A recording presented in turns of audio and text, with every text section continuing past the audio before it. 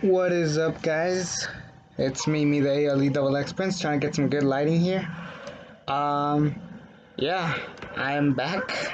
I'm so sorry that I didn't get to finish Taker Week, and I'm watching TV because I'm actually just watching TV because it's my day off, and I just decided, fuck it, I'll just try to finish the best of the Taker Week series. I just had two more.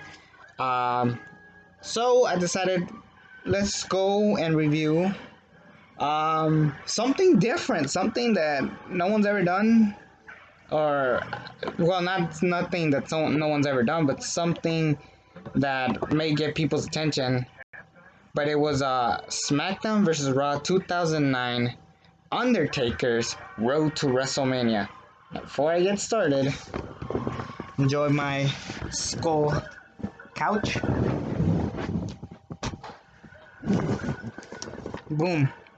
It's PlayStation 2, SmackDown vs. Raw, 2009. So yeah, I do own the game. This is actually the very first wrestling video game I owned in my life. Not really a big gamer. Obviously, PlayStation 2. I was an old school gamer. I gotta admit, these games are a lot of fun. Crazy enough, that little backstory, but the first video game I ever got was this one. Not first ever video game, but the first ever wrestling video game I ever got in. And then slightly I started collecting them, because then I was looking throughout where to find the rest of the games. I actually came with a big collective. It was it was actually conveniently, it was from the very first SmackDown vs. Raw till 2008. I don't own any of the SmackDown Here Comes the Pain, SmackDown Bring It. My cousins own those, so I play those whenever I borrow them or whenever. But yeah, I definitely enjoyed the old video games. This game overall is mediocre. It's definitely the weakest out of the SmackDown vs. Raw games. It's either that one or 2010, which is the one next to this one. Yeah, which is the one right after. So there's that. Now, what I like about this game is that it's just fun. You have the nostalgic characters, but the main part of why this game works is because it's the road to WrestleMania. This is where it began, and it was cool to have WWE actually create their own stories and try to make them up and try to do something cool with it. With that said, the Undertaker has probably the worst one out of all of them. The CM Punk one was cool. The John Cena one made sense for what it was. Jericho's was cool. I'm trying to think of which other ones were there. Batista and Rey Mysterio, that was a pretty good one. My favorite one by far would have to be the Triple H one with whether he joins DX or Evolution. That one was pretty fucking cool. Now, let's review the SmackDown vs. Raw Road to WrestleMania storyline with The Undertaker. It worked, I mean, for a video game story, but it was just a lame-ass story, to say the least. So we start off with, like, him feuding with Finlay and Santino Marella, pretty random pairing. And slowly they find a way to get the urn, Paul Bearer's urn. Kind of disappointing, kind of a letdown. We never got Paul Bearer in this video game. And that's another thing about this game that I don't like. It doesn't have any of the classic legends. Now, at the same time, they had Legends of WrestleMania. So you could actually move those characters to that video game. Which is unfortunate because, like, I kind of wanted to see it in reverse. But it was a cool storyline. I'm sorry I'm moving too much, but my foot is itchy and I had to scratch it and I want to, like, bend over. But yeah. So anyways, Santino and Finlay are feuding with Undertaker to get the urn. And then eventually they control Kane. Because we haven't had enough of Kane and the Undertaker back at this time. So anyways, they get Undertaker and Kane to feud with each other, but eventually Undertaker finds a way to get Kane back, like, to his reality, and then they form the Brothers of Destruction, and then they do Finlay and Santino Marella versus the Brothers of Destruction, which in real life those guys would have been murdered. Personally, I would have done Finley and MVP because they teamed up a lot back in the day.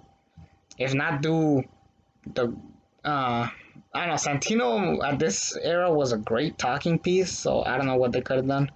But anyways, there was that. And then eventually the fucking boogeyman, if you guys remember that character, the boogeyman comes out. He burns Kane, like takes his soul or something. And basically Kane is out of like the talk that he's like no longer appears in the story. And you could choose whether who you want to fight, whether it's Finley or Santino. I picked Finley in this case, and you unlock this zombie like Finley. And then if you replay the Road to WrestleMania, you have to fight Santino to get that costume. Which is, I like that idea of you could choose two different characters. But the only thing that I really don't like is that you have to play it all the way from the beginning. Kind of, it's the same thing with the Triple H storyline. You have to. There's a part where you have to be the referee, and it's Shawn Michaels versus Randy Orton. Whoever gets the victory, that's who he joins, whether it's Evolution or DX. And I just didn't like that. Like, if you pick one, then you have to play that storyline, and then you have to go back and play the storyline to get the other half, and then get somebody else to win. That was like a little bit annoying. Um, but yeah, there was that. And then at the end of the day, you have to fight Boogeyman at WrestleMania inside a Hell in a Cell match, and then it ends with like obviously you win, and then it ends with Undertaker taking the Boogeyman into a casket, and then that's the end of the Boogeyman. Realistically, I think the Boogeyman could have been a solid character. The problem was that they made him too much of a joke character of him eating worms. Uh, I'm not saying that the Boogeyman was ever going to be a world champion. He could have been a solid Intercontinental champion back in the day because he was a good wrestler and he was a committed wrestler nonetheless. Yeah, but he could have been something decent. Not something great, but something decent. Like, if they took him a lot more serious, then maybe he could have worked out. Um, think about it, like a spooky guy fucking with the mid-carders, and it could have definitely developed the mid-card belts at the time. I remember back in the day, only the U.S. belt mattered when MVP was holding it, or yeah, I can't remember anything. But I don't know. Then again, the Boogeyman was this character. I personally, if they were gonna go this route, I would have just done Kane and the Undertaker again. Well, it makes sense to do that storyline instead of Boogeyman.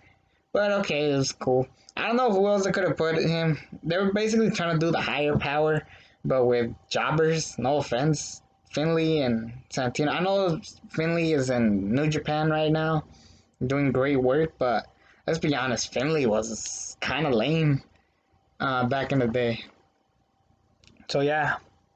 Anyways, would I recommend this game overall? I think it's a fun game. I don't think it's a bad game. It's just definitely one of the weaker ones. Oh, one more thing. I hate when you go out of the ring and then it like zooms in to the camera. You can't even see yourself move unless you're playing a six-pack challenge, a fatal four-way, something where multiple stars are out, can be in or out. I hated that shit. Probably that alone is why this is the weakest game of the SmackDown vs. Raw series, but I love it because it's the first wrestling game I ever owned. So there's that. I think, yeah, that's it. Next up, I'll be reviewing The Last Ride and my overall thoughts on it. So anyways, enjoy this. Till then, I'm out.